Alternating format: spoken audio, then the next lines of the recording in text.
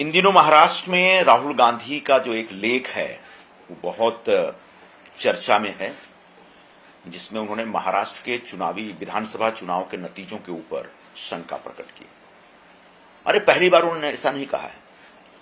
उन्होंने लोकसभा में अपने भाषण के दरमियान भी इसके ऊपर टीका टिप्पणी की थी। उससे पहले एक प्रेस कॉन्फ्रेंस लेकर के भी उन्होंने टीका टिप्पणी की थी, और कल परसों का जो उनका आलेख है लेख में भी बिल्कुल उसी प्रकार की बात है।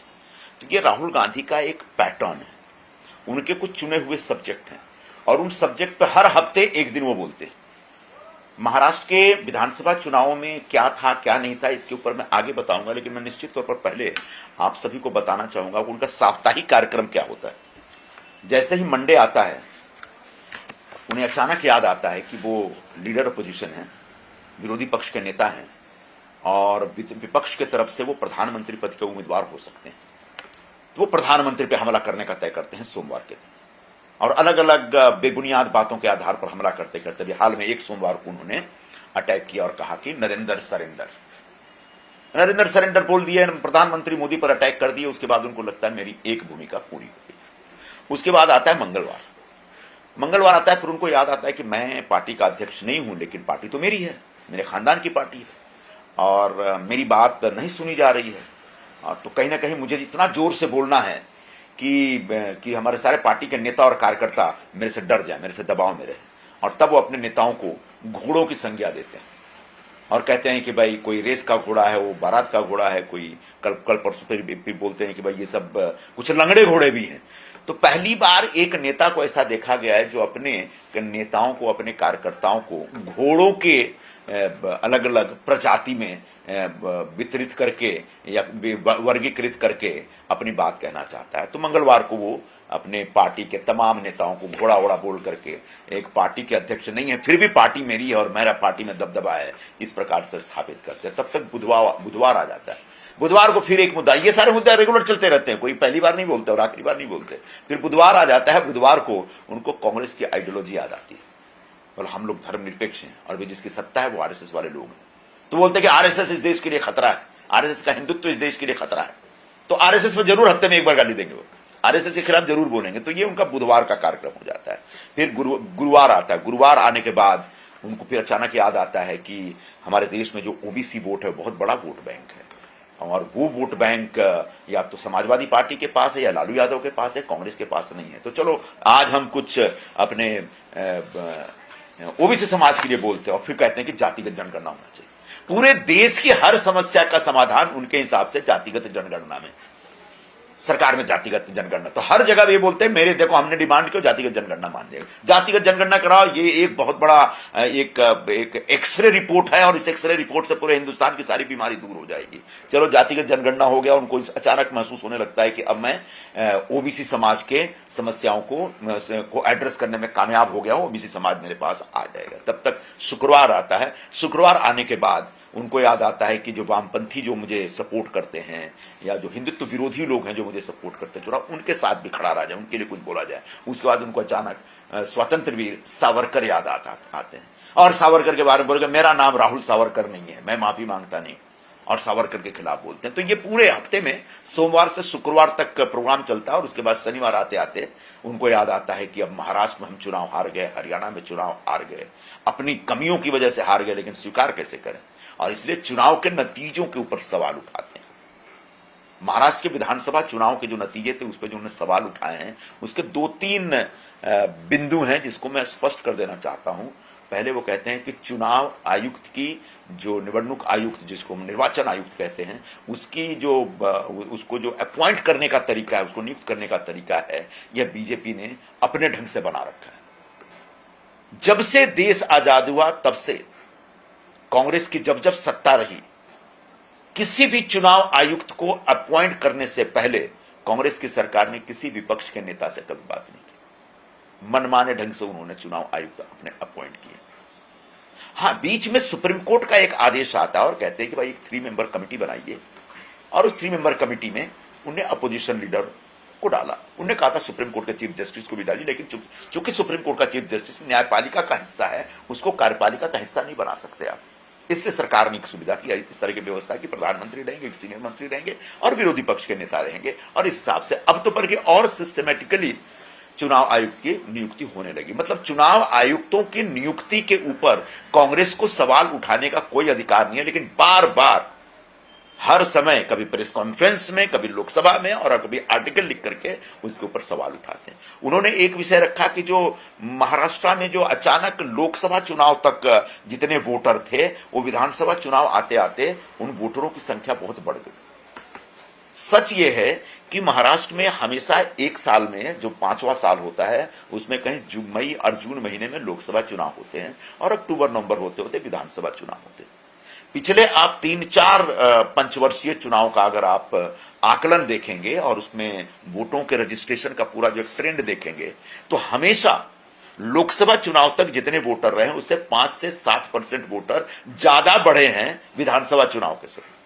विधानसभा चुनाव से पहले निर्वाचन आयोग की तरफ से इस प्रकार की घोषणा होती है कि बहुत जल्दी चुनाव होने जा रहा है, आप लोग नए नए वोटरों को अपॉइंट करें, जिसमें नए यंग वोटर होते हैं या फिर जिन लोगों के ट्रांसफर होते हैं या जिन लोगों ने अपने घर वर बदल दिए या बहुत लोगों के नाम वोटर लिस्ट में नहीं होते हैं, और तमाम पार्टियां वोटर लिस्ट में अपने लोगों के नाम एनरोल कराने के कामकाज में लग जाती है।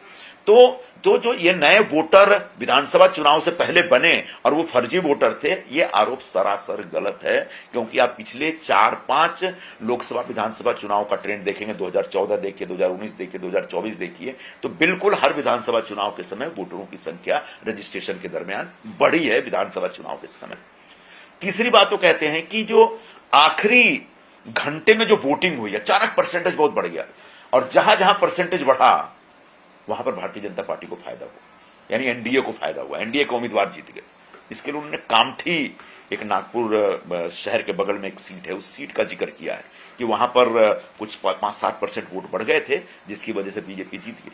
अब उसके जवाब में सरकार की तरफ से जानकारी दी गई है, मुझे लगता है कि उसको लेकर के राहुल गांधी को आत्मचिंतन करना चाहिए कि आपने कामठी बताया, लेकिन 3 ऐसी सीटों की जानकारी सरकार दे रही है, उनमें से एक है माढ़ा, जो सोलापुर के पास एक सीट है। माढ़ा विधानसभा क्षेत्र में आखिरी घंटे में 18% वोट बढ़ गया था, और उसका फायदा शरद पवार की पार्टी को हुआ, शरद पवार का कैंडिडेट जीता। वनी में आखिरी घंटे में 13% वोट बढ़ गया था, और वहां जो कैंडिडेट जीता वो उद्धव ठाकरे की पार्टी का था।